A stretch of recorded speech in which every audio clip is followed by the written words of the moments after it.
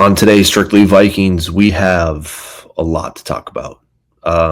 Obviously, we're going to talk about that Rams game and what went wrong and what happened and what's what's the plan for this team moving forward after a successful season, but definitely a heartbreaking loss to end the season. We'll recap the rest of the playoff games and kind of what to look forward to. We're going to take our Facebook stroll of the week, see how the rest of Vikings Nation is taking this loss, and then of course we'll finish it off with our Chat GPT player of the day. Let's get into it.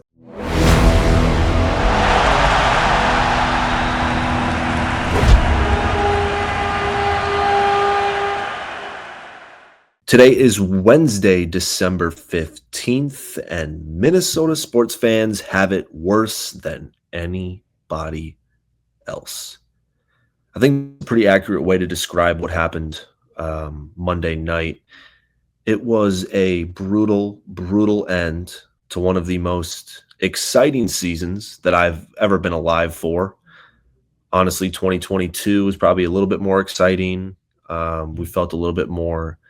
I don't know if we felt more legit in 2022, but I don't know, kind of felt like everything was coming together. KOC first year head coach. That was exciting. I felt like this year we might have felt a little more legit just with KOC being established as a coach. Sam Darnold was balling out, but at the same time, how legit are you when Sam Darnold is your cornerback and you've never seen anything? You never had any proof of him playing well in a big game, playoff game atmosphere. So as much as you wanted to get your hopes up for this season, it was like you still kind of have to think to yourself, like, Sam Darnold is our quarterback, which kind of sucks. But it was a rough game, no doubt about it. The Vikings got outclassed, outcoached, outplayed in just about every aspect of the game. There wasn't one time in that game to where I thought the Vikings would win it. Right from the first play on offense, I knew it was over. I'm not going to say that. I didn't know it was over, but I knew the Vikings didn't show up to play. You run to the right with Aaron Jones. Brian O'Neill gets absolutely lit up by Jared Verse. It was either Jared Verse or Byron Young. And just from that snap alone, I got the vibe of just like, these guys aren't ready. And the Rams came to play, and they're hungry. And like I always say, the hungry dog runs faster. And I don't know what it was, but it was just that play that summed up almost like the entire game. It was just the Rams just wanted it more. That's what I feel. That's what I got the vibe from that entire game. The Rams just wanted it more. Obviously, the defense started out very slow. Jonathan Bullard, I have no idea what you are doing jumping off sides when the Rams weren't even going to snap the ball on offense. They were going to take that delay game and kick the field goal. And yet you jump off sides, fourth grade football type stuff, and you're doing it in an NFL playoff game. It makes absolutely no sense to me whatsoever. And that's the stuff you just can't have if you want to be a successful team in the playoffs. You cannot possibly jump off sides when the other team isn't even going to snap the ball. If they snap the ball on 4th and short and they get it, you at least have another chance to stop them. And you do if you jump off sides, I understand that, but you're just giving them the free down. You're giving them the free down. It just can't happen. It absolutely can't happen. All right, let's get into the offense first. We always start with the offense. Like I said, offensive line got absolutely destroyed on the first possession of the game and pretty much throughout the rest of the game. It wasn't even a contest. And then as soon as the offensive line would hold up for 3 seconds, God forbid Sam Darnold would throw that ball within the first 3 seconds. It just wouldn't happen. And you can't hang on to the ball in the NFL for longer than 4 seconds unless your name is Lamar Jackson, Josh Allen, or Patrick Mahomes. There's no other guys that can hold on to the ball for that long and possibly make something good happen. There's a couple other quarterbacks out there that I didn't name, but let me tell you who's not on that list. Sam Darnold at all. Excuse me. It it was just ugly right from the jump. And when Brian O'Neill, who's supposed to be your best player on the offensive line, gets blown up on the first play of the game, that's a tone setter. That is a tone setter. We weren't able to run the ball all night. Cam Akers had a couple runs here and there, but the run game wasn't established all night. And we know what happens when the Vikings can't get the run game established. Nothing can snowball after that. The play action can't get going. The wide receivers can't get open. It was just doomed from the start, it felt like. They did have a good second drive. They got back into the game. They got a field goal. You could debate going for it, but I think at that point in the game when it's 10-0, you just need points. Just get on the board, ease into the game. It was a good second drive to get back into it. But then the turnover started to happen, and the sacks started to happen, and Sam Darnold was turning into a pumpkin.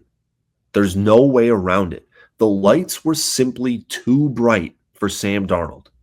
And I've been saying on this podcast for months now, when people wanted to extend Sam Darnold 5 games into the season, I said at the end of the year, you are going to have a clear-cut answer for what to do with Sam Darnold.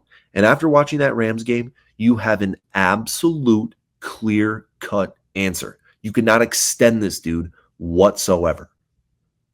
If he wants to come back because he thinks he's that shit anywhere else, and he wants to come back on a cheap contract, have him back. Anything over probably $15 million, I'm moving on. Maybe you can convince me for a little bit more, but I'm moving on if it's anything over that. We need the cap space to fill in a bunch of other holes. The interior offensive line, interior defensive line, secondary, it all needs to be fixed. It all needs to be fixed. There's a lot of holes, and the Vikings have 28 pending free agents that they either have to sign or replace, because most of these guys are either starters or second string players that you obviously need to replace. Something needs to happen. And you have $70 million in cap space. We're going to get more into the offseason stuff, what needs to happen next week. I got to try and focus on this game right now. All right. You got a roughing the punter penalty. I believe it was still a 10-3 game at this point. You got a roughing the punter penalty to get the ball back. I get not to get the ball back, but to continue your drive, and you're at midfield. And then you do absolutely nothing with it. You don't even get a first down to get a field goal attempt. You punt. That's the stuff that can't happen in playoff games. It can't happen at all. The jumping off sides, and I'm going to get to it, but oh my God. Grugier Hill, the fact that you didn't block that punt is beyond me. Absolutely beyond me. It was a gift. It was the easiest block punt you will ever have in your entire life. From pee-wee ball to college to high school to the pros. It was the easiest block punt you will ever have in your entire life, and you couldn't convert. And it's in an NFL playoff game. Imagine that. For the Minnesota Vikings. Imagine that. All right, I got to get back on track here. But point blank period on the offensive side of the ball, the Rams had a good game plan. It was a lot of press man with the safety over the top of Justin Jefferson, not even over the top, just to take the inside route away. And they were bringing the heat because the Rams knew their defensive line was better than the Vikings offensive line. And when that's the case, especially in the interior side of the offensive line, the Vikings are screwed. Absolutely screwed. And when you got Jared Verse getting matched up with Reisner and Garrett Bradbury and Blake Brandel, Vikings have absolutely no shot. And it's bad. It's bad when those guys can't even contain a rookie. And I'm not taking a shot at Jared Verse. He's a great rookie. He's going to be one hell of a player in this league for a long time. But when you're a veteran in the NFL and you can't even contain him, it's a bad look.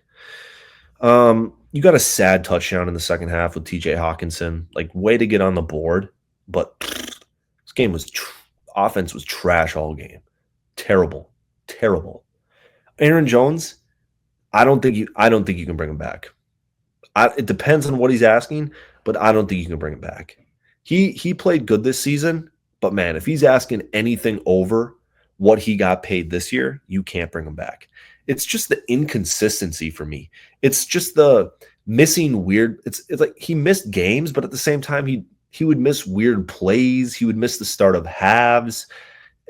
I don't know what it is. You can't have that, dude. Especially in the NFL when running backs feel like a dime a dozen besides like the top 3 in the league. This running back class is so deep. Just draft one in the trade Daniel Jones, get the comp pick in the 3rd round, and just draft a running back. Just do that. It's better off than paying an old running back to try and just squeeze the absolute most out of them. I don't think it's worth it. All right, let's go to the defensive side of the ball. Right from the jump, it was a shit show. Right from the jump, I knew the Rams had something on this Vikings defense. They were picking on Stephon Gilmore. They were picking on the middle of the field. They were just it. The Vikings would blitz. They couldn't get home. And when you can't get home on the blitz and you're playing a veteran quarterback like Matthew Stafford, no hope. There's no hope, especially when you can throw it to Puka Nacua in the flat 2 yards downfield and he can turn that into 12 yards. I mean, it was just money for the Rams. It was absolute clockwork.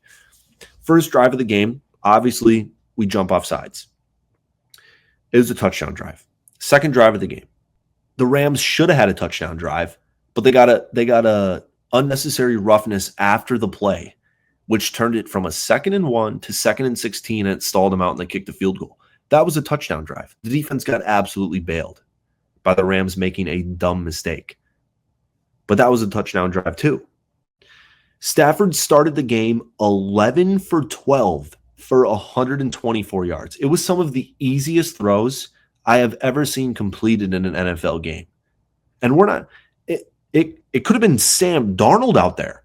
Sam Darnold could have started 11 for 12, 124 yards. It wasn't like Matthew Stafford was just dotting us up. He was just throwing the wide open wide receivers. Hell, I probably could have started that game at least 6 for 12. And I've never played a snap in college. I probably could have started that game 6 for 12. Those wide receivers were streaking down the middle of the field open. It was unbelievable. Unbelievable. Defense didn't come to play. And I don't know if that's a Kevin O'Connell problem. I don't know if it's a Brian Flores problem, or I don't know if that's a personnel problem. That is for the in-depth analytics guys to see what the problem was on defense. I can go back and watch the film and maybe get a better idea. I haven't done that yet. But at the same time, whatever the problem was, the Rams were having no problem on offense. Let's talk about this. Let's talk about what was I thought was a touchdown in real time, a Blake Cashman fumble recovery touchdown in full time. Which ended up being called an incomplete pass, which I agree with. As much as the call sucked, it was an incomplete pass. But as much as it was an incomplete pass, it was intentional grounding. 1,000,000%. If a quarterback is about to be tackled, he's not even looking at the wide receiver he's throwing to. He's not even considering that he's in the area. And he just drops the ball in a forward motion. If Sam Darnold makes that play, they're calling intentional grounding 1,000%. The fact that they got away with that, and the fact that replay assist can't help determine that penalty call, replay assist needs to be absolutely redone this offseason, because I have no idea what in the hell replay assist can help with and what it can't help. You guys know what I'm trying to say. I have no, it can help with respotting the ball. It can help with pass interference. I've seen it being helped with pass interference before. I've seen it with other penalties, but intentional grounding, apparently not. It doesn't make any sense to me what it can or cannot be used for. It was driving me nuts. It was driving me nuts after that. And I know the Vikings got to stop after that happened, but it's just a more of a momentum thing. And it's like if you put that team into 2nd and 26, it's like pin your ears back, go for the quarterback again. Maybe you get a strip sack. I don't know. But it just changed the vibe of the game. It just changed the vibe of the game. All right, Grugier Hill, you're a backup linebacker. I don't expect much from you, but my God, that blocked punt was a gift. It was an absolute gift. Gift. And when you receive a gift in the playoffs, you need to capitalize on it. He was in the position, he was in too good of a position to block the punt. It wasn't even like a bang, bang play. It was like he was too far past the punter when he tried to block it. And that is a game-changing play when it's 10-3. I think it was 10-3 or 17, whatever it was. And it was so bad. I can't believe he didn't block it. That made me so mad. It was that play, the missed block punt by the Vikings, and the fact that Sam Darnold held onto the ball for 6 seconds and got strip sacked by a blitzing safety that came 6 seconds into the play, and they housed it for 6. Those were the 2 games that changed everything. It changed everything. It was unbelievable to me. And those two, I mean, that's a 14-point swing, if you think about it. A 14-point swing. And this defense, even if you go down, it was 17-3. And then the Rams, after Sam Darnold threw that interception, the Rams go march down and score a touchdown with ease before the half. With ease. And when it's 24-3 at half, that chalk it up, especially when your offense hasn't done anything. This game was chalked at halftime. After that entire season of building it up, winning big games, playing good, playing like a legitimate team, you get in the playoffs and your game is chalked by halftime. That is Minnesota sports at its absolute finest. And then, look, I'm not trying to be the ref guy at all. These refs were atrocious. And they were doing an absolute troll job when Kyron Williams, yes, it was a face mask, 1,000%. Was there a flag? Was there a flag thrown on the play? Nope. Did the ref come in? Did the official come into the head referee and said, "Hey, I think there was a face mask on that play that we missed"? Yup, he did. Did they call it after? Yup. And you know what the most insulting part about that was? They didn't even throw the flag when they called it. They announced it. They just announced to America that they missed a face mask call, and then they were going to call it after. When it was a Vikings-Rams game. Vikings-Rams. And they talked about a missed face mask call, and then they decided to do it. Then they decided to call it. Unbelievable. The NFL has an officiating problem, and they need to fix it fast. It's the replay assist that needs to be fixed. It needs to be fixed. Okay, I'm done talking about the refs. The refs were not the problem. The Vikings just plain and simple didn't show up to win the game. They didn't do enough to win the game. They got outclassed, outcoached, and outplayed. Plain and simple. They didn't win offense, they didn't win defense, they didn't win special teams. It was all terribly bad. Terribly bad. Sam Darnold, I don't know where you're going next season. I don't know what's going to happen with you, but my God, If you don't learn from your mistakes from the previous game, you're not going to be in the NFL much longer. Because one, you're not going to have Kevin O'Connell. And two, if you can't take a hint to throw the goddamn ball away, you're never going to play in the NFL. You're never going to play in the NFL. It was so goddamn frustrating to see him hold the ball for 6 to 7 seconds and not even attempt to throw it at someone's feet. Not even attempt to throw the ball out of bounds. Just sit back there and do your little dance and then take a sack.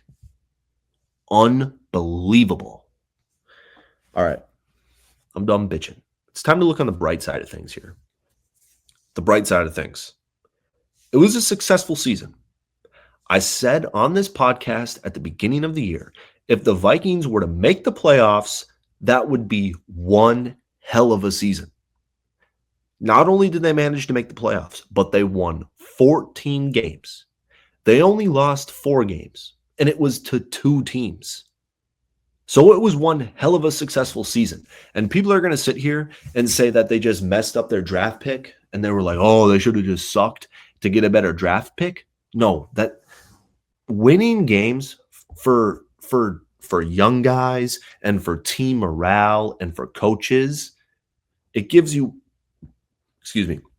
confidence going into next season. So those wins matter. People know what it's these young guys, the guys who are going to be on the team for the next 2 to 3 years. They know that they have the wins in them now. They're not going into the next season doubting if they can win games or not. That's what's important, is that we established a winning culture. And now we have one. And I know we don't have a winning culture in the postseason, but it's important to just have a sniff of that winning culture. We're not there yet. We don't have the full meal. I don't think we're even at the appetizer yet. But we walked into the restaurant and we took a sniff and it smells good. And we know if it smells good, it's going to taste good when we finally get there. So the Vikings just need to get it together this offseason and they'll be all right. Okay. All right. We're moving forward here. We are absolutely moving forward. And if you go back to what happened at the beginning of the season, we're talking about a player dying, a 3rd round draft pick, rookie dying before the season even started. We're talking about another cornerback tearing his ACL out for the year. We're talking about our 1st round quarterback tearing his MCL out for the year. Okay? So many things happened to this team before the season even started. And yet they survived and they managed to win 14 games. And people are going to sit here and say, oh, they beat 14 shitty teams. No, they didn't. Wins are hard to come by in the NFL. And they managed to win 14 of them after all that shit happened. So it was a success of a season. As much as the end of it sucked, it was a success of a season. And you can't get around that, and you can't convince me any different.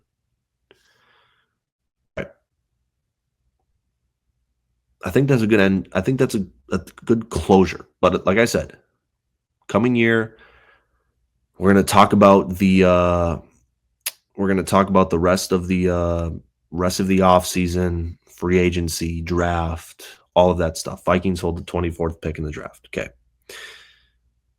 Side eye look around the league. Overall, the wild card games stunk, including the Vikings. They were all terrible. They were all not good at all. The Packers lost to the Eagles in an ugly game. And Jordan Love stinks. He stinks. $55 million a year to throw 3 interceptions in a playoff game. He stinks. I've come to the conclusion he's just not good at football. And I know there was injuries, but he threw 2 of those interceptions before the injuries even happened. And the Packers were out of that game before the injuries started to unfold. It was just bad. It was bad. Texans beat the Chargers at home. it might be time to have a conversation about Justin Herbert. It was a rough showing from him for sure. But I think he's really talented. But at the same time, man, the playoff performances have been bad. Ravens beat the Steelers in undramatic fashion. Um, Lamar and Henry are unstoppable. They're unstoppable. I have them winning it all. I have the Ravens and the Eagles playing in the Super Bowl. I think they're the most talented teams in the NFL right now. And I think Lamar and Henry in the playoffs are just going to be they're going to be a problem. They're going to be a problem. Uh, Bills smoked the Broncos. I mean, Denver scored the first 7 points of the game, and then they got absolutely shit on. 31 straight points by the Bills. Wasn't even a contest. Ravens Bills is going to feed families next week. It's going to feed families. Commanders and Bucks played a classic game. That game saved the weekend. The wild card slate was terrible. Terrible, I tell you. Terrible. But we got some good games to look forward to. It's going to be an interesting season. Going to be interesting playoffs. I really don't know who's going to win it. It's going to be close. All right, let's get into the Facebook show of the week here in 1 second. Back, and it sounds all right. So if the audio sounds just a little bit different, just know that's because I'm all out of sorts. Obviously, if you're watching on YouTube, I am not in the studio. I'm actually in Florida right now, so I'm just literally doing it from the ground. But you know what? We had to talk about the Vikings today. All right, Facebook show of the week. First one. Worst 14-3 team in history. That very well could be true, but it's like being the ugliest supermodel. Like, is it that bad? Like, is it that bad to be the worst 14 win team ever? I don't think so. So, like, it ain't that bad overall. Someone's 9 sacks without getting benched. Time we start talking about KOC. Well, I know we just blamed a lot of those sacks on Sam Darnold, but they weren't all on Sam Darnold. And trying to have a conversation with KOC about this shit-ass quarterback performance, that's not on KOC. And after the stuff I've been hearing of that KOC was literally telling him the reads before the plays, and Sam Darnold still couldn't do that, that's a joke of an NFL quarterback. Someone said the worst part about it, we went 14-3 for literally no reason but false hope.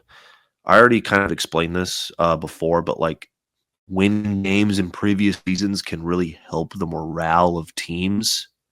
And that is very true. It's a very true thing. Someone said NFL headquarters wasn't going to let the LA Rams lose this game. Our Vikes never stood a chance. I mean, if you're actually that big of a tinfoil hat conspiracy theorist, and you're going to say that the Vikings aren't going to win that game no matter what because of the LA wildfires, 1, you're selfish. 2, that's just not true. And 3, just think before you type. Let me just say that. Someone said 82 yards lost on sacks, a new NFL record. That is insane. That is game-losing stuff. 82 yards lost on sacks. And the big difference of sacks is like if it's 2nd and 6 and you're about to get a sack and you throw it away, you're 3rd and 6. Manageable. Easy.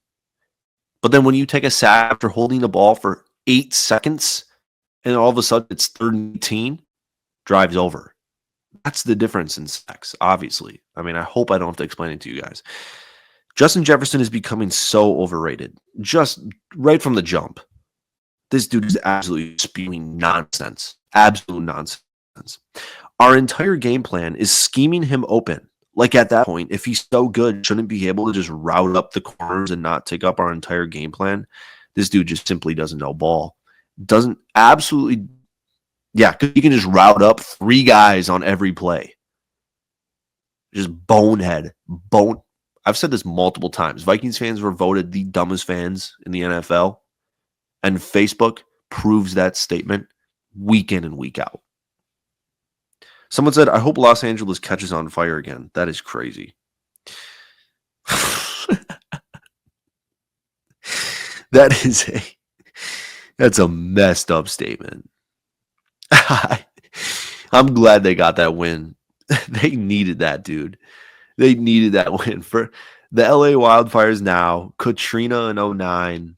It's like the Vikings just happen to be on the worst end of it. It's like I'm glad I'm glad they won for the morale of the city, even though I guess those fans of like they were the LA Rams, but like I don't know, St. Louis, all that stuff. But I'm glad they won. I'm not glad they won, but like that's good that they won for morale. Someone said with the 24th pick in the NFL draft, the Vikings select. We're going to get into that a lot the next couple of weeks, so let's hold off on that. Someone said, been a fan for over 50 years. I'm used to this shit. The boomers love talking about how they've seen it all when it comes to Vikings football, how they've been through it all, and they knew all along this was going to happen. They knew all along it was going to happen because they've been watching it for 50 years. Well, sorry to say, Boomer, the 1960 season isn't going to have an effect on this season because I can promise you all of the players on today's team don't carry that weight whatsoever. So as much as you want to think it's because they're just wearing a certain jersey, it's not. But maybe I'm starting to think it is. Someone said, got to realize while the O-line could use some improvement, when Darnold holds the ball for 9 minutes, it's also hard for any line to block that long. It's very true. It's very true. It goes both ways. I know it's an unpopular opinion, but I will love to see the Vikings get a back like Mixon. I don't think Joe Mixon is going to fix anything for this team, to be honest with you. I just don't. The interior offensive line is just so bad. I don't think any running back would have great success in this offense. Someone said, I have lived in Minnesota for half my life and never been to a Vikings football game. Well, don't. It's not worth it. Someone said, Darnold just simply walked off the field, didn't congratulate anyone. Who was he supposed to congratulate? He just lost. Is he supposed to go out there and skip his way out to midfield to slap Matthew Stafford on the butt and say, good game, brother. Congrats on the win? No, he's not. Who cares if he's salty? I would be salty too if I just lost tens of millions of dollars in the last 2 weeks, maybe hundreds of millions. Who knows? I would be salty too. He doesn't need to congratulate anyone, nor do the Rams give a shit about receiving a congratulations from Sam Darnold. Nobody cares. Someone said put in Mullins. Sam will not recover mentally at all, and Mullins would give us a better chance to win. That is just absolutely not true. Nick Mullins sucks. Sorry, Nick Mullins, for catching a stray there, but you suck. You're not better than Sam Darnold. This isn't a negative post. Thoughts on Nick Mullins under center after 3 years backup under KOC, gunslinger out of Southern Miss. What's with the Nick Mullins? Nick Mullins would get in and do the same thing Sam Darnold does, and people are going to be like, "Oh, let's go to the next guy. Let's go to the next guy. He's going to be even better." Vikings fans, man, I tell you. I'll bet anybody $100 that Justin Jefferson asked for a trade during the offseason. Nope, don't think that's going to happen, considering he just signed a $100+ million deal to stay in Minnesota for the next 4 or 5 years.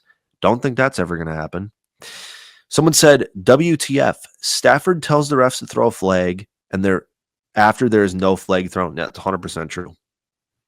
Stafford literally went up to the refs, told them that there was a flag, and they discussed it, and they threw it on that face mask. Absolutely disgusting stuff. Someone said, sometimes I feel like the Vikings fans are a social experiment to see how much heartbreak you can take before breaking. Always a fan, though. Rest in peace to the 2024 season. All in on the Lions winning it all. I wouldn't be surprised if it was a big social experiment to see how loyal fans will remain. Well, I can tell you they'll have one fan for the rest of my time. I'll cheer because, I mean, if they do ever win that Super Bowl, it's going to be sweet, sweet, sweet victory. And if they do win that one Super Bowl, I don't care what this franchise does for the rest of time, as long as I have that one Super Bowl to go back and remember. But that would actually be a very good social experiment to see how much heartbreak one fan could possibly endure. But the fact that this dude's all in on the Lions, that's a shame. Someone said Justin Jefferson should ask for a trade. He doesn't deserve this. This is a shit show. What do you mean he doesn't deserve this? He's a part of the problem. Like, I'm not saying it's directly his fault, but he's on the team. Like, just because he goes to another team doesn't mean he's going to see immediate success. Just doesn't make any sense. We feed him the ball. We pay him. He loves Minnesota. He talks about how he loves Minnesota. It's just Minnesota fans being Minnesota fans. They always think the star-studded player is just going to leave just because of that. Someone said, I know I said no negative shit, but Darnold looking like trash. Shake my damn head. That's the last one of the day. And that is 100% true. Even when you tell yourself you're not going to complain about the Minnesota Vikings game or the team or a player, Sam Darnold would make you change your mind. He'll make you do a flip 180 in about 2 seconds after watching him play. That concludes the Vikings Facebook Troll of the Week. Like I said, there's going to be a lot more content on my Instagram, TikTok, YouTube, Strictly Leighton on everything. A lot of Vikings content. We're going to be talking free agency. We're going to be talking NFL draft. We're going to talk the rest of the NFL playoffs. We're basically just going to talk the future of the Minnesota Vikings because that's all there is to talk about. Because the Minnesota Vikings season is over. And although it ended in heartbreaking, disgusting, and typical Vikings fashion, it was a success of a season. And there's a lot to dive into. I'm typing in ChatGPT right now. My most random Vikings player you can think of. There's a lot to talk about. Decisions need to be made. Players need to be signed. Players need to be drafted. And it's going to be an interesting offseason. And if we can fill some of the gaps that are in desperate need of being filled, I think this team could be competitive in 2025. And we got a first round rookie quarterback to talk about. We got a 11th overall pick, the highest quarterback ever drafted by the Minnesota Vikings. We have a lot to talk about because he's going to be our starter going into next season. And I can't wait to get into it. Name the most random Vikings player you can think of. I'm gonna go Cordero Patterson because why not? Oh, wow. I was on the right beat. They said, how about Kene Nwagwu? He was a running back and kick returner for the Minnesota Vikings. Same beat, different player. I was on the right track, though. Guys, I appreciate you tuning in. There's going to be a lot to talk about this offseason. So stay tuned. Strictly Vikings on wherever you get your podcasts. And, of course, Strictly Leighton, Instagram, Facebook, TikTok. TikTok to be gone by the time you're listening to this. Whatever it may be. I appreciate you guys. Have a good one.